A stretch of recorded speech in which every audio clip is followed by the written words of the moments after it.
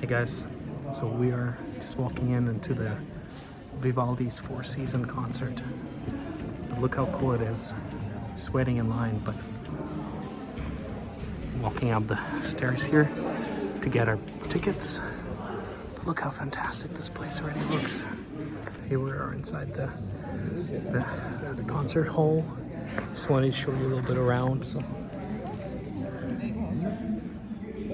as you can see, it's beautifully furnished, and I'm sitting quite close to the stage, so the sound should be quite fantastic. And it's all four seasons of Vivaldi, which is one of his most famous compositions. And you know, to hear it here in Venice is fantastic. And by the way, performers will be wearing the clothes of that period, so it should be very interesting, very cinematic. So let's check it out.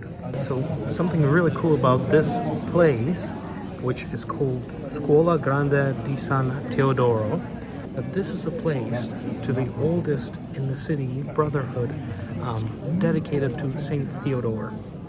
It was founded here in Venice in 828, and since then it has moved around, but the brotherhood made their headquarters in this building. They built it up mostly in the middle of 16th century, so this is the building that they built, but the brotherhood itself goes back to the 9th century. And so it's really neat. It's you know, like everything else is in Venice, there's no simple history there. There's so much more if you you know, look up a building and decide to dig in a little bit more.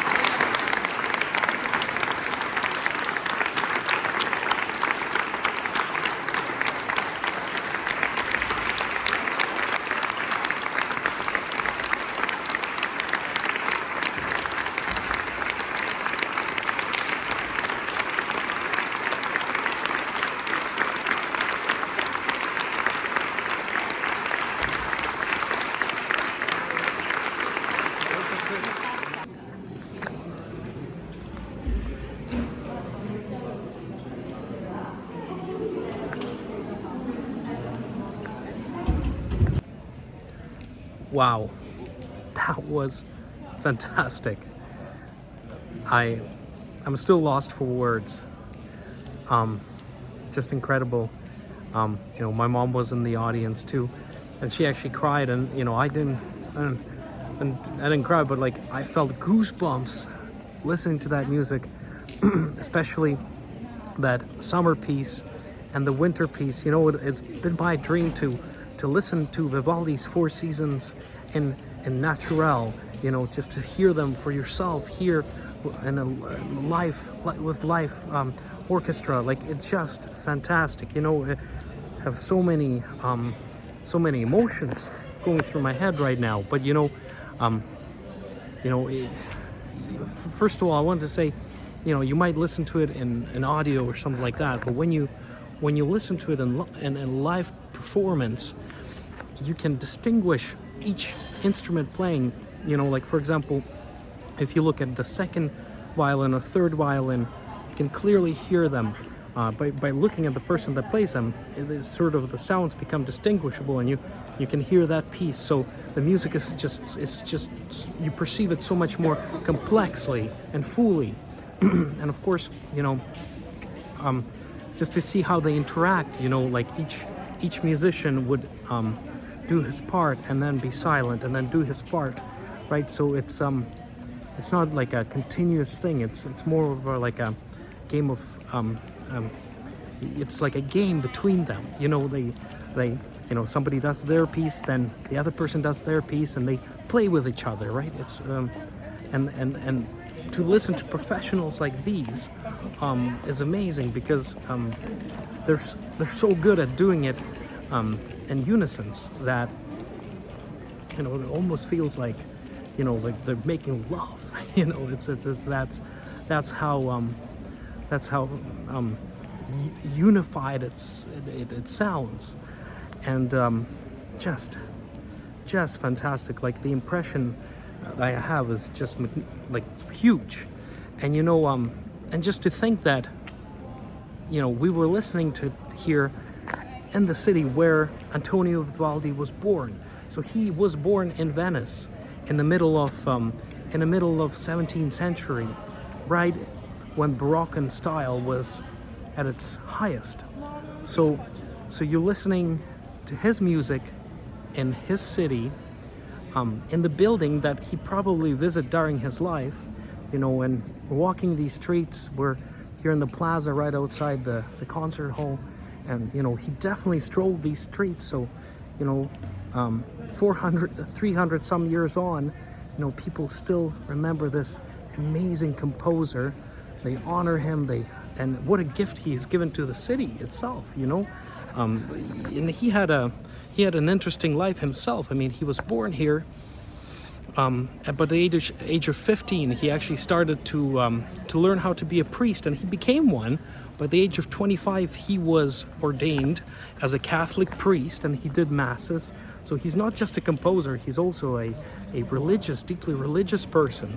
But obviously, his life took a turn for when he became a composer primarily. And you know, it's not an easy life. He actually died in poverty when he eventually moved to Venice.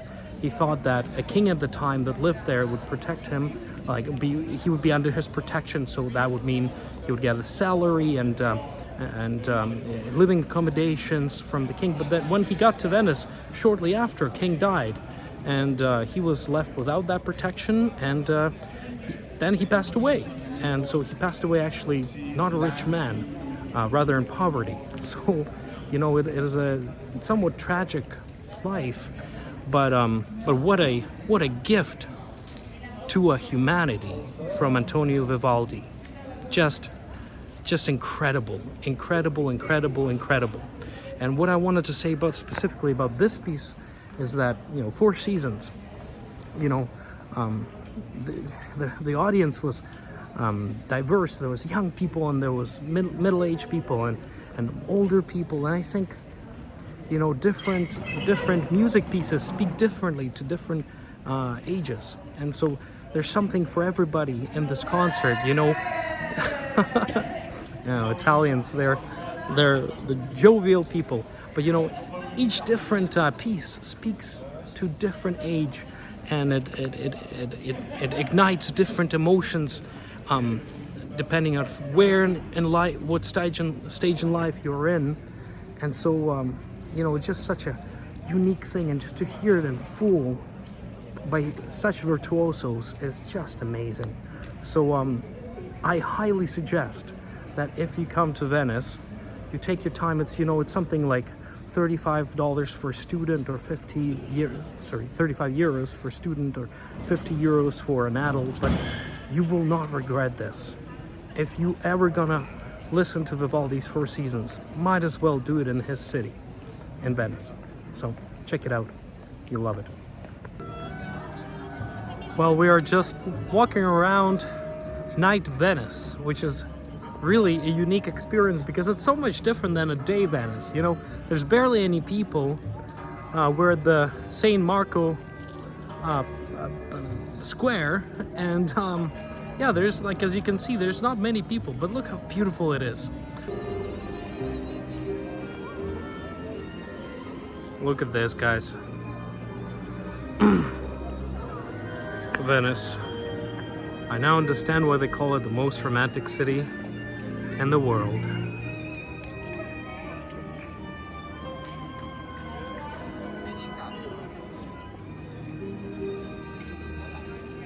Wow.